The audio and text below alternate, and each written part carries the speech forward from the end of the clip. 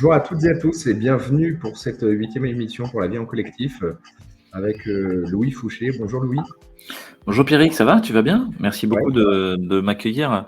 On a besoin des uns des autres et on a besoin des collectifs. Donc c'est pour ça qu'on a fait cette série d'émissions, parce que ça allait pas de soi, que c'est pas toujours aussi simple que prévu. C'est pas parce qu'on met des humains ensemble que ça se passe bien. C'est déjà bien de les mettre ensemble, mais c'est pas pour ça que ça se passe super bien. Et donc on a fait toute une première partie en 7 ou émissions, je crois, quelque chose comme ça. cette émission. Voilà, qui parlait un petit peu des points clés qu'on pouvait aborder, et vraiment sans prétention il ne s'agit pas de donner la leçon à qui que ce soit, hein, c'est vraiment pas facile. Mais en même temps, c'est un chemin d'apprentissage, c'est un chemin de sagesse individuelle, puis de sagesse collective. Et puis ça ouvre à une créativité, puis à ce qui est juste aussi. Parce que si votre collectif il va bien, ça veut dire qu'en général, vous êtes bien, bien au bon endroit, quoi. Maintenant qu'on a parlé un peu de référentiel théorique, on va venir dans le dur du réel, du partage d'expériences avec des collectifs, voir où ils en sont, comment ils avancent, est-ce que ils se sont fracassés contre contre la crise, ou est-ce que au contraire ça a été une occasion de se structurer. Donc aujourd'hui, Pierrick, toi, tu as invité Exactement. des... Ouais. Donc on est dans l'émission voilà, la 8, là en fait la vie en collectif, la suite. Et donc on a donc Serge et Gwenaël donc du collectif Mascarade. Salut Serge, bonjour Gwenaël. Voilà, j'ouvre mon micro, ça marche mieux. Bonjour Louis, bonjour Pierrick, c'est super sympa de nous inviter. On est ravis de pouvoir témoigner de ce qu'on a pu faire maintenant depuis plus d'1 an et demi avec la Mascarade. Donc on est sur le Mornantais, nous, donc c'est un petit coin très sympa entre Lyon et Saint-Étienne. Bonjour Louis, bonjour Pierrick, bonjour Gwen. Voilà, donc j'accompagne Gwen aujourd'hui pour parler un peu de notre collectif qui a vécu depuis septembre 2020. Merci beaucoup Serge, merci beaucoup Gwenaël. La Mascarade, peut-être les gens en avaient entendu parler, c'est vous qui aviez fait une chanson avec des enfants masqués, c'est bien ça? Et qui avait été censurée au bout de quelques temps, mais c'était très nouveau, on parlait pas des enfants à ce moment-là, on parlait pas tellement, et puis il y avait cette intention, cette impulsion que vous donniez de dire, mais si on... Dans un monde où il y a personne qui obéit, il y a personne qui commande, quoi. Et donc, voilà, lâchez vos masques, la loi va changer, quoi, je me souviens. Et c'était assez touchant d'avoir cette ronde des enfants et des adultes qui essayaient de faire, dans la nature en plus, qui essayaient de faire ensemble un monde meilleur. Alors, ça a commencé autour de cette chanson, c'est ça votre histoire, ou ça... Ouais, ça a commencé autour de ça. En fait, ça a commencce tout petit, hein. Je me souviens, moi, la toute première réunion, on devait être 3-4 mamans. Et on était en fait concernés par ce qui commençait à se mettre en place, et notamment donc les enfants. On a vraiment commencé par là. Et la toute première réunion, même les toutes premières réunions, c'était ouvrir le débat, juste pouvoir parler de ce qui est en train de se passer, de ce qui commence à s'implanter, ce qui nous met mal à l'aise en fait.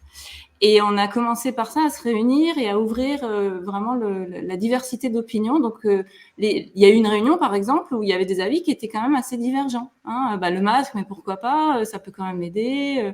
Moi, je le vois pas négativement, etc. Donc, ça a commencé ainsi. Bon, assez vite, en fait, ça s'est restreint à un nombre de personnes qui étaient, pour le coup, pas du tout à l'aise avec ça. Et on a voulu agir. Hein. Il y a eu 2 grandes parties dans la vie de notre collectif. La première, c'était vraiment plutôt dans la réaction, et puis la deuxième qui était plutôt dans l'action constructive et positive. Et c'est 2 parties très différentes. Et donc, dans la première partie, effectivement, la genèse, c'était de faire bouger les choses. Donc, on a créé ce clip parce qu'on voulait aussi... et ça, c'est toujours, ça a été vrai tout le long quand même de nos actions. On voulait quelque chose qui soit positif. On voulait pas être dans l'agressivité, la violence, mais en même temps, on était très clair dans nos messages, quoi. Les paroles du clip La Mascarade, c'est quand même très très clair. Mais avec déjà l'idée d'être ensemble. Donc, il y avait petits, grands-parents, enfin tout le monde sur ce clip, et l'idée de construire un nouveau monde déjà dans cette première action. Et puis, à côté de ça, on a fait des actions d'interpellation, on va dire, des élus, des directeurs d'école. Moi, je me souviens être allée, par exemple, dans des réunions de la FCPE pour mobiliser les autres parents d'élèves. On a envoyé des mails, on a fait des actions sur les marchés, donc à Mornan, vers chez nous, mais aussi à Lyon, dans des manifs, où on a chanté, dansé, vraiment des choses qui étaient autour de la prise de parole, plutôt dans l'opposition, à ce moment-là encore, mais avec toujours un côté festif, très créatif, parce qu'on a la chance dans notre collectif d'avoir pas mal d'artistes. On a des gens qui font du théâtre, il y en a qui chantent, il y en a qui sont vraiment doués, qui ont pu apporter ça. Et la chose la plus sérieuse, entre guillemets, qu'on a fait dans cette première étape, c'était un site de réinformation très poussé. On a été aidé par certaines personnes du collectif, notamment un médecin. On a une collègue aussi qui est scientifique, qui a fait pas mal de recherches. Donc, on a fait un site qui était un des premiers d'ailleurs, qui a pas duré très longtemps parce qu'en fait, ça demandait une énergie de dingue de réactualiser des informations. Avec vraiment... Moi, ça m'avait touché à l'époque parce que c'était en fait sur un wiki des colibris et comme le premier site de Réinfo Covid aussi, des soignants pour une politique sanitaire juste et proportionnée. Donc j'avais vu avec beaucoup d'attention tout ce que vous aviez fait, j'avais été admiratif effectivement de tous ces contenus que vous aviez proposés et puis très touché aussi par de ce que tu disais, c'est-à-dire cette présence de l'art, de la danse, du chant, d'essayer de mettre de la beauté, des vrais visages humains, de se servir de l'art pour montrer quelque chose de beau et qui nous élève, plutôt que juste pour aller montrer ce qui est négatif de manière... Donc à la fois que vous étiez en réaction, mais il y avait quand même cette idée d'élever, d'aller plus loin, puis d'en profiter pour créer des ponts et des liens, quoi. C'est ça. Et puis, Serge, je te laisse peut-être poursuivre. Je voulais juste rajouter en fait que cette création et cet aspect un peu artistique s'est vite confronté au réel de l'administration et malheureusement, on s'est heurté à des pouvoirs, c'est pas des contre-pouvoirs, des vrais pouvoirs, notamment la gendarmerie qui est venue dans notre, pour certains, pas pour moi, mais qui est venue dans leur domicile de ces personnes du collectif, voir ce qui se passait et même les interroger à la gendarmerie. Donc là, effectivement, on s'est heurté à ce réel-là et ça a mis un frein, effectivement, à ce moment-là dans notre collectif et dans cette création et dans toute cette imagination d'un autre monde qu'on commençait déjà à percevoir. Ouais, ça a été un choc. Par rapport aux étapes qui ont pu être difficiles dans notre collectif, il n'y en a pas eu beaucoup. Franchement, je trouve que c'est plutôt fluide. Mais celle-ci, en fait, il y a quand même plusieurs personnes qui ont reçu une convocation, qui ont été face à des gendarmes interrogés. C'était aussi suite à des distributions de tracts à la sortie d'école, en fait, puis un article dans le journal. Ça a évidemment été compliqué et il y a eu une sorte de figement qu'on comprend assez bien au niveau psychologique. Et je crois que ça a peut-être fait la bascule progressive vers la deuxième partie de la vie de notre collectif, qui est maintenant beaucoup plus tournée vers une raison d'être de communauté de soutien et de partage. Je pense que maintenant, depuis à peu près 6-8 mois, on est plutôt vers ça. Depuis, en fait, on a fait une grosse fête en fin d'été dernier pour les 1 an officiel de la mascarade, qui était extrêmement joyeuse. Il y avait beaucoup de gens. C'était vraiment dans ce qu'on souhaite voir dans un nouveau monde, quoi. Et à partir de ça, on s'est tourné vers plutôt des objectifs d'être ensemble et de partager aussi nos dons et nos compétences. Et de se soutenir beaucoup, de se soutenir dans la tourmente. C'est aussi le moment où il y a eu la suspension des soignantes. Donc moi, je suis psychologue soignante suspendue de l'hôpital depuis septembre. Et on est un certain nombre à être soignants suspendus. Et ça a été évidemment très compliqué, très difficile psychologiquement. Donc il y a eu aussi ce besoin de se soutenir à travers la tourmente ambiante et de ne pas être seul. Donc de se voir. Et ça, c'est un des grands points positifs de notre collectif, c'est qu'on est dans un village-ville, quoi. C'est petit, quoi. On se connaissait déjà une partie d'entre nous et on a appris à se connaître. Et surtout, on se voit physiquement très régulièrement. Il y en a qui se voient toutes les semaines, quoi. Donc vous êtes, Serge, avant que tu rebondisses, donc j'essaie de reformuler. Donc finalement, il y a eu une évolution nécessaire. Déjà, vous êtes pris un mur dans la figure qui est des convocations à la gendarmerie alors que vous n'avez pas l'impression de faire quelque chose de mal, etc. Ça a refroidi un certain nombre de gens en comprenant qu'on était face à quelque chose effectivement de très violent et que la transformation du monde n'allait peut-être pas juste se faire comme ça en claquant dans les doigts. Mais en même temps, ça a permis de sélectionner aussi quelque part peut-être ceux qui étaient les plus moteurs et ceux qui tenaient le coup de manière dense. Et puis, il y a eu un événementiel, une sorte de grande fête, comme tu dis. Et ça, c'est vraiment un invariant, je trouve, dans tous les collectifs que je vois. C'est quand il y a un événementiel, un prétexte. Ça peut être une grosse fête, ça peut être un barbecue, ça peut être une diffusion d'un cinéma, débat, l'invitation de quelqu'un pour une conférence. Ça, c'est un très bon point de départ, quoi. C'est un moment où ça permet de se retrouver, de resserrer les liens et de faire, comme tu dis, ce partage de commencer le partage des compétences et des talents pour aller se soutenir les uns sur les autres sur ce qui est nécessaire. Donc, ça a commencé un petit peu à partir de cette grosse fête, une deuxième vie de la mascarade après les 1 an. Et vous êtes restructuré autour d'une raison d'être qui était surtout de se soutenir et de partager, quoi. C'est ça.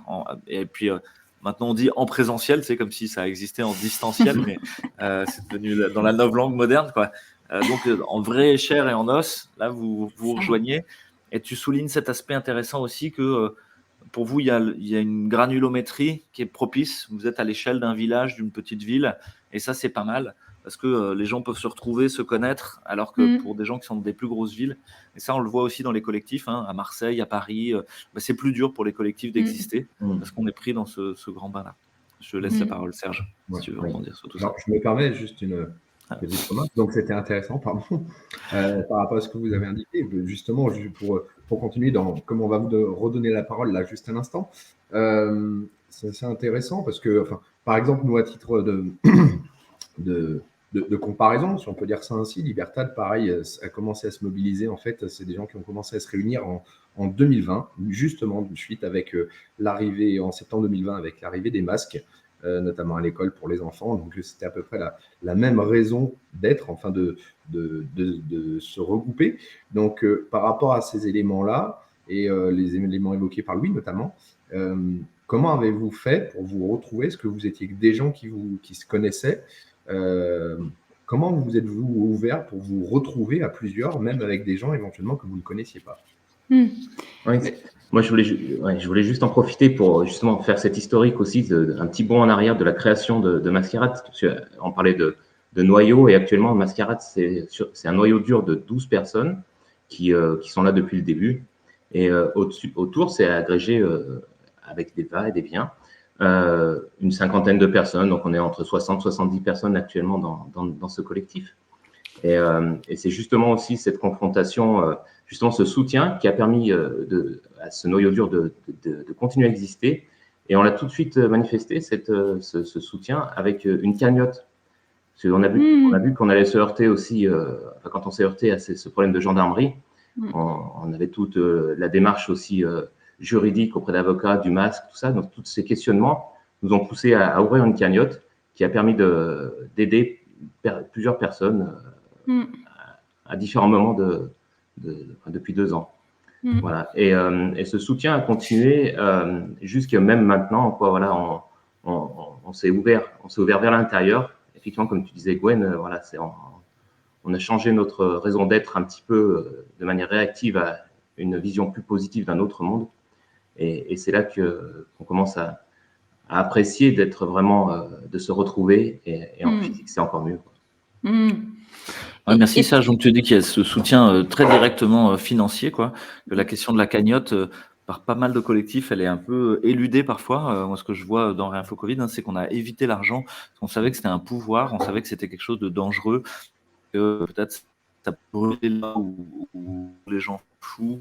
Et donc, on est resté très loin de l'argent. Et pourtant, il y a des besoins réels de survie, de soutien, que ce soit pour les soignants suspendus, que ce soit pour des parents qui sont un peu démunis, que ce soit pour faire face aux problématiques judiciaires ou d'avocats, comme tu l'as souligné. Et que là, c'est très directement, le soutien est reçu et partagé. Donc, et puis, tu nous as parlé de la taille. Tu nous as dit que vous étiez plutôt autour d'une douzaine ou d'une quinzaine de personnes, un petit peu ressources, racines, avec 60, 70 personnes qui formaient l'écosystème. Puis là aussi, je retrouve un peu des invariances, c'est-à-dire que quand le nombre de personnes commence à être vraiment grand, je vois des collectifs à 700, 800, 1000 personnes parfois, en fait, la charge de structure et d'administration devient trop importante. On passe son temps à gérer des listings, à gérer des mailings, à plus savoir qui fait quoi, etc. Et il y a une déshumanisation progressive qui se fait. Ça devient un système. un système techno-administratif. Donc, j'ai vu certains collectifs essaimer, comme à Lyon, comme ailleurs, c'est-à-dire dire ça y est, on est trop gros dans notre ruche, il faut qu'il y ait une partie de la colonie qui parte ailleurs. Et ils ont vraiment essaimé. Et puis là, tout en restant interconnectés les uns aux autres, mais pour garder cette granulométrie à 100 personnes.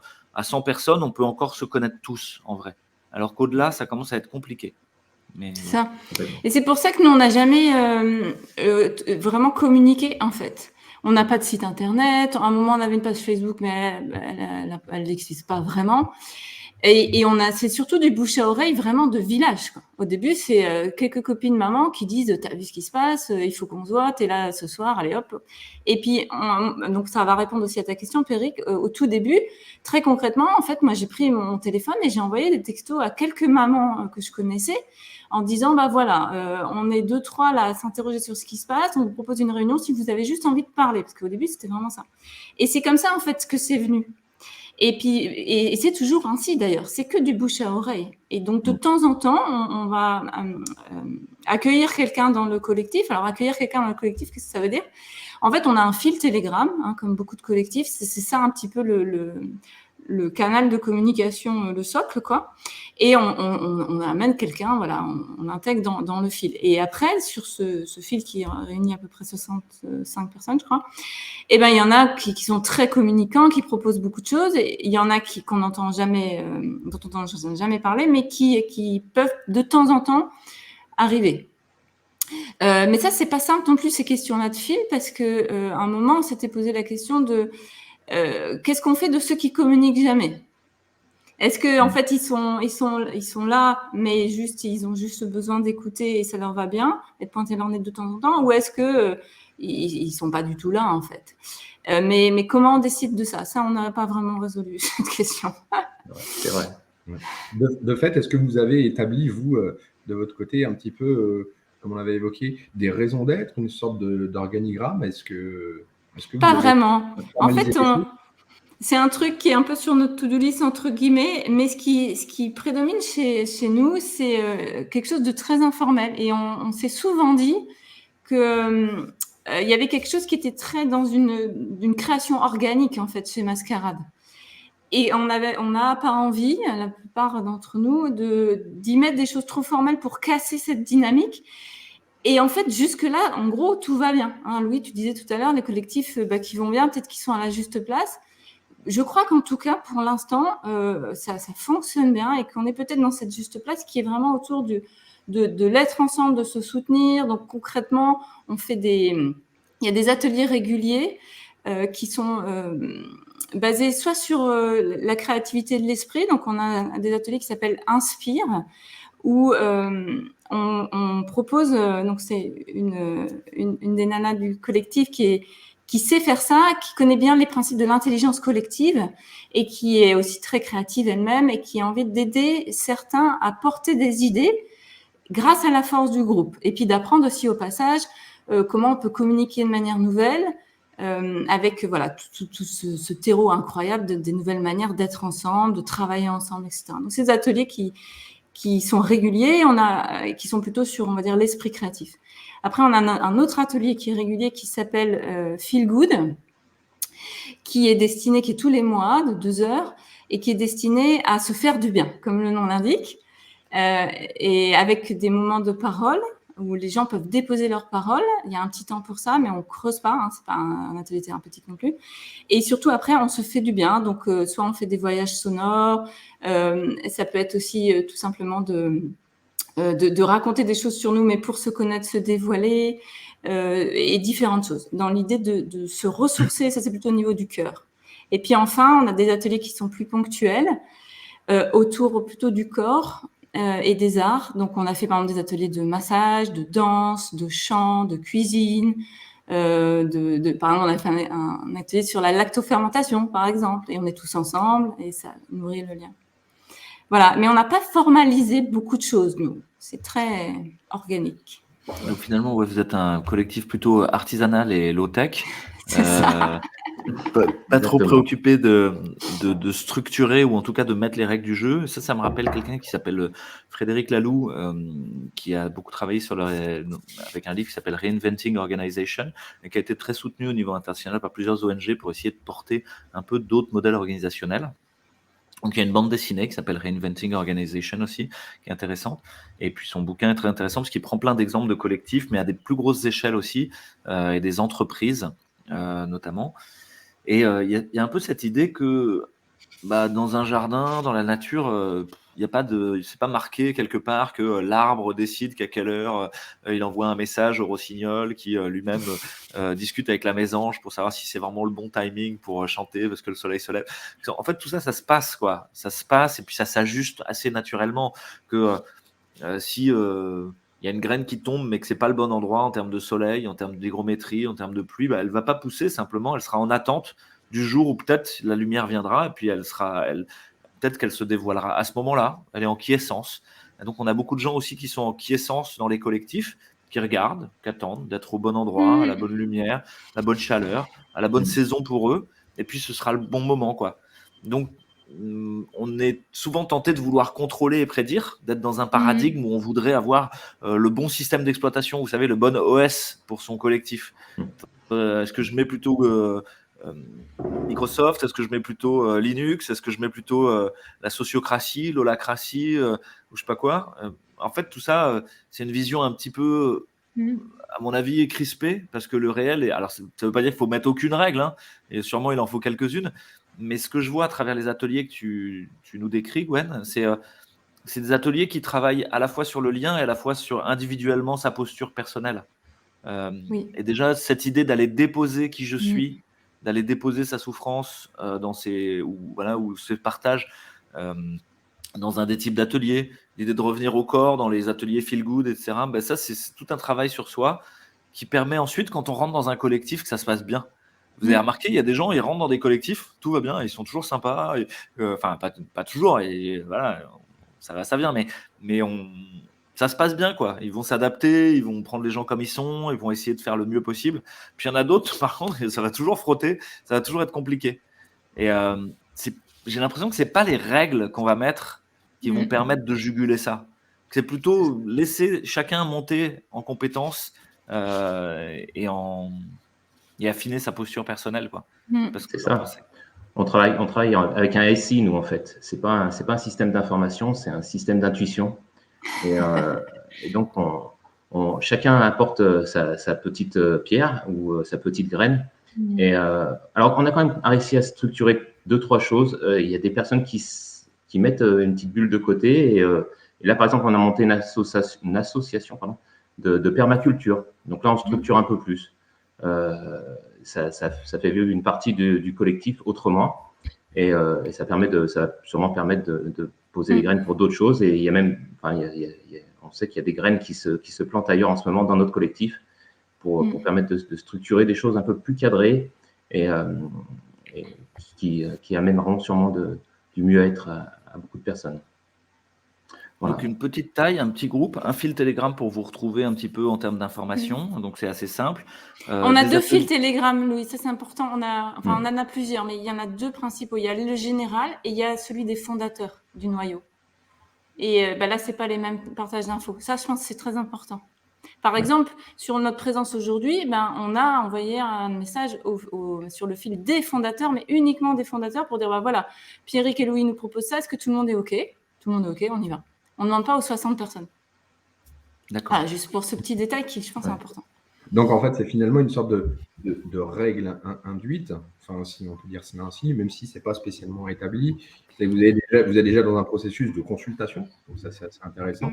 Ce n'est pas spécialement un choix personnel d'individu. J'ai l'impression que ça, c'est un peu ce qui s'est produit. On a pas mal de collectifs et avec Louis, on en avait parlé dans d'autres émissions. Et c'est un peu ce qui se produit, Louis, je crois, vous chez Info, et nous, c'est un peu ce qui se passe sur Libertad. Et là, si je peux vous donner une petite expérience personnelle, nous, on est, c'est ce qui est assez intéressant avec le collectif Mascarade, on est voisins, mais 2 collectifs qui ont plus ou moins des raisons d'être à peu près similaires, mais qui ont pris, on va dire, des chemins un petit peu différents. Avec Libertad, par exemple, qui s'est, dans les monts du Lyonnais, pas mal développé. Et là, justement, on a Depuis quelques semaines, on est vraiment en train de travailler sur un ensemble de saules, sur une nouvelle charte de réalité, de la compléter, parce qu'on s'est rendu compte que ça devenait nécessaire par rapport au nombre que l'on était. Donc, on perçoit totalement les limites. Vous avez évoqué notamment Louis tout à l'heure, et ce qui permet avec justement chacun des perceptions différentes, et notamment avec une spiritualité différente, une perception de la conscience de soi différente. Et, ces échanges, alors que l'on pourrait voir comme des frictions, des désaccords, finalement, sont quand même super intéressants, parce que ça permet de se construire et d'apprendre, et d'avoir plein de perceptions différentes. Et ce qui est véritablement intéressant, humainement parlant, c'est de voir du coup comment est-ce qu'on arrive à mettre tout ça en commun pour aller dans un chemin, on va dire, commun entre toutes et tous. Donc, comment est-ce qu'on arrive à mettre de côté ce qui nous divise et conserver, malgré nos perceptions différentes, que ce qui nous rassemble. Merci Pierrick. Alors juste, Gwen, tu as soulevé l'idée qu'il y avait des gens qui regardaient, qui n'étaient pas très actifs. Je vous ai parlé de la graine enquiescence potentielle. Mais il y a, on peut donner une ressource à ceux qui nous écoutent. Il y a quelqu'un qui s'appelle Jean-Michel Cornu, qui a fait beaucoup de vidéos sur l'intelligence collective où il traite de questions très pratiques comme ça. Juste comment faire votre email pour relancer un peu le groupe quand il n'y a plus beaucoup d'énergie, ou est-ce que, comment faire pourquoi il n'y a plus beaucoup d'énergie dans le groupe, qu'est-ce qu'on peut faire, est-ce que les gens, quel rôle peuvent avoir les gens qui regardent, et comment valoriser ce rôle-là de ceux qui regardent, parce que parfois on voudrait leur faire quelque chose, mais c'est que la façon dont on leur propose n'est pas adaptée, ou bien ce qu'on leur propose de faire n'est pas au bon endroit, quoi. Parce qu'il y a plein de gens, ils sont pas là pour faire, quoi. Ils sont là pour non faire, ou ils sont là pour juste discuter, ou passer du temps, admirer, contempler, relancer l'information vers l'extérieur. Ils ont plein de rôles qui sont entre les lignes, qui pourront être difficilement marqués sur un organigramme en disant Gérard fait ça. Non, Gérard, il fait plein de petits trucs sans qu'on s'en rende compte, et on a l'impression qu'il fait rien. Mais en fait, juste par sa posture avec la boulangère, le fait d'être content de faire partie de Mascarade, peut-être, il influence la boulangère doucement, quoi. Et ça, c'est marqué nulle part. Et pourtant, ça existe, quoi, ou dans sa famille. Donc voilà, Jean-Michel Cornu,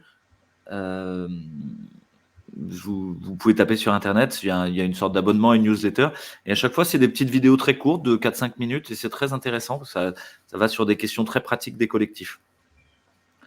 Alors, vous avez parlé d'une association de permaculture, vous avez parlé d'ateliers feel good, d'ateliers artistiques et corporels, de moments de rencontre, de soutien. Des fêtes aussi. On fait des fêtes. Ouais. On fait régulièrement des fêtes ça, c'est tellement nourrissant, tout simplement. Être ensemble, voilà, manger, danser, avec aussi les petits, les grands, il y a toutes les générations. C'est ça. Et puis ça a créé, moi j'ai peut-être envie de souligner ça pour la fin, c'est que ça a créé vraiment des liens hyper forts. Enfin, moi, mes amitiés ont beaucoup changé. Hein. J'ai plus du tout les mêmes amitiés qu'avant tout ça. Et souvent, on utilise le terme de famille, quoi, entre nous. C'est tellement soutenant, tellement. Le lien humain est vraiment très intéressant de ce qui a été créé. C'est exactement ça, oui. Je voulais juste rajouter, mais ça reprend tes paroles. Louis, c'est souvent ce que tu as dit, c'est que c'était aussi une opportunité de cette crise de rencontres, d'amitié, de forts liens. Et on peut remercier à un titre le Covid, quoi. C'est cette création de liens qui s'est faite. Et puis on a l'impression d'avoir grandi, en fait. Oui. Vraiment, individuellement et collectivement.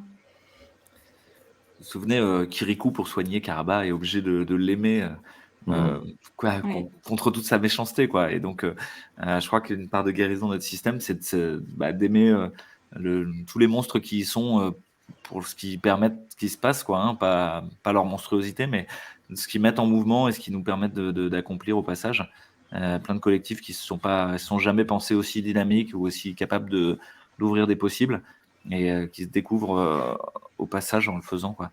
J'ai une question quand même avant qu'on termine, c'est comment vous faites pour inclure des gens nouveaux, pour être ouverts sur le monde extérieur? Parce que revient souvent cette question, et c'était présent chez les colibris quand on parlait des oasis, de l'idée de ne pas sombrer dans une sorte de dérive d'un entre-soi où on serait tous d'accord, et où oui, on serait dans notre famille et bien convaincus que tout va bien. Et est-ce que vous avez un processus ou une façon d'ouvrir au monde extérieur? On n'a pas de processus à nouveau formel, mais on est beaucoup à brasser beaucoup de monde, en fait, entre guillemets, surtout par nos professions. Donc, en fait, ça vient assez régulièrement des moments où, par exemple, on a un lieu où il y a souvent des concerts qui appartient à des personnes du collectif. Et à ce concert viennent tout type de gens, en fait, du village et puis de l'alentour. Et il y a donc des liens comme ça qui vont se créer. Et à un moment, en fait, les gens connaissent notre existence et peuvent, par exemple, nous dire, mais ça a l'air chouette ce que vous faites et comment on peut venir. Ou l'inverse. Moi, ça m'est arrivé plusieurs fois d'inclure des collègues suspendus, des soignants qui sont dans le coin et qui se sentent tout seuls. Et je leur dis, tu sais, moi, je fais partie de ce collectif-là, ça tombe bien, c'est juste à côté de chez toi. Viens à une soirée feel good, viens nous rencontrer, voir si ça te parle, et puis si ça te dit, après, tu nous rejoins. Voilà comment ça se passe. Oui, c'est ça. Moi, pour reprendre un exemple aussi très récent, qui date d'hier, j'étais dans à la dédicace de Laurent Gounel, qui a fait un très bon livre. J'en profite pour faire un peu de promotion, qui s'appelle Le Réveil. Et j'avais jamais connu ce mode pour faire dédicacer des livres. D'ailleurs, j'aimerais. Bref.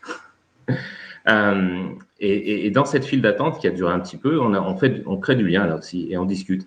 Et en discutant, j'ai rencontré une personne qui habitait pas si loin de moi que ça. Et je pense qu'elle va peut-être pouvoir rejoindre le collectif de cette manière-là, quoi. Par ces échanges, par ce qu'on peut proposer, par ce qu'elle peut nous apporter, enfin, le dialogue qu'on a avec elle et son état d'esprit, son vécu. C'est assez intuitif là aussi, hein, souvent. Ouais, alors je voudrais témoigner de ça. C'est que j'ai l'impression quand il y a une posture qui s'installe, qui est douce, bienveillante et qui est assez rayonnante, en fait, on attire à soi tout plein de gens. Il y a plein de gens qui viennent vous voir un peu spontanément. Vous n'avez même pas besoin de les chercher, quoi. Et si juste vous êtes ouvert, vous allez prendre le temps qu'il faut pour les rencontrer pour de vrai. Et ça va nourrir plein de possibilités, plein d'opportunités qui vont jaillir dans votre vie. Alors, ça paraît un peu magique comme ça, raconté comme ça, mais moi je l'ai juste vécu, donc je peux vous en témoigner, quoi. Et puis ça va, ça vient, c'est pas toujours le cas. Il y a des fois où vous êtes fatigué, grognon, et puis vous allez rencontrer personne. Et puis il vaut mieux parce que sinon vous allez leur crier dessus et ça sert à rien. Donc il vaut mieux rester grognon et aller se reposer. Mais par contre, quand vous sortez et que vous rayonnez par tous les pores que la joie et l'envie de faire quelque chose de chouette, en fait, il y a plein de monde qui s'approche de vous et ça renforce en plus dans ce truc-là. Donc, je ne sais pas si vous l'avez vécu, mais pour moi, c'est au quotidien ça. C'est vrai. Tout à fait. Est-ce que alors une dernière question peut-être, ou si vous avez d'autres sujets à couvrir, hein, est-ce que vous avez eu des tensions, des conflits, la nécessité d'exclure quelqu'un parfois, ou est-ce que voilà, il y a eu des expériences douloureuses aussi dans le collectif? Moi, j'ai souvenir. Ouais, vas-y Serge. J'ai souvenir tout au début d'un échange aussi avec une personne, voilà, sur le positionnement de Mascarade par rapport justement à ces problèmes de communication liés au masque et d'articles dans le journal. Je ne me rappelle plus exactement le fond, mais sur la forme, effectivement. Donc, en fait, la personne s'est auto-exclue. Elle est partie d'elle-même. Elle a disparu de l'écran d'ordinateur. C'était des Zooms à l'époque. On était dans les périodes un peu glauques là. Et elle a disparu. Concrètement, elle est sortie, quoi. Et on n'a plus jamais entendu parler d'elle. C'est la seule fois, en fait, où il y a eu vraiment une tension. Est-ce que vous avez un rapport avec les médias, avec les autorités, les institutions? Est-ce que vous essayez de créer des ponts avec les journaux locaux, avec les maires, les directeurs d'école, avec Au début, on l'a fait. Est-ce que ça, c'est fini? C'est fini. Au début, on l'a beaucoup fait. Hein. C'était vraiment le cœur de ce qu'on voulait faire. Et depuis, Serge, tu me diras si j'ai des bêtises, mais plus du tout. On cherche plus ça, en fait. C'est des initiatives personnelles qui persistent encore. Moi, personnellement, je communique encore avec ma mairie, je communique avec le collège, mais c'est très personnel. Personnellement, voilà. On essaye de faire changer un panneau d'affichage. Faites-vous vacciner, et à la place, on essaye de demander de changer en mettant où se faire vacciner sur le panneau d'affichage. Voilà. Bon. On voit s'ils sont réactifs, tant mieux. Mais c'est individuel. On ne fait plus de choses au nom du collectif. En tout cas, merci. C'était très intéressant. Je pense qu'on On a vu pas mal d'aspects que l'on voulait traiter. En tout cas, merci pour votre venue. Louis, est-ce que tu voulais traiter un autre sujet, ou Serge ou Gwenaël? Non, bah, ça donne envie d'aller voir. Donc, pour ceux qui sont à Ouais. côté de chez vous, si jamais vous avez Voilà. Oui. d'aller à une fête où on fait rôtir des sangliers et on chante. On n'est pas encore autant des sangliers, mais ouais, ça va peut-être venir. Et voilà, ça c'est un exemple. On va essayer de parcourir un certain nombre de collectifs avec Pierrick. Il y en a de densité, de taille plus ou moins grande, de niveau d'activisme plus ou moins important. Voilà, on sent que vous avez cette volonté même de ne pas devenir trop gros, de rester à une échelle humaine où vous pouvez avoir des interactions de réalité. Et on voit quand on reste à cette taille-là, bah, finalement vous avez assez peu de conflits, assez peu de tensions, assez peu de nécessité de formalisme administratif. Et bah, vous faites quand même beaucoup de choses. Voilà. Donc, en dessous de la vidéo, vous pourrez retrouver un certain nombre de liens, notamment le clip de la mascarade. Et puis, voilà, je sais pas comment on fait pour vous rejoindre dans votre coin, si jamais.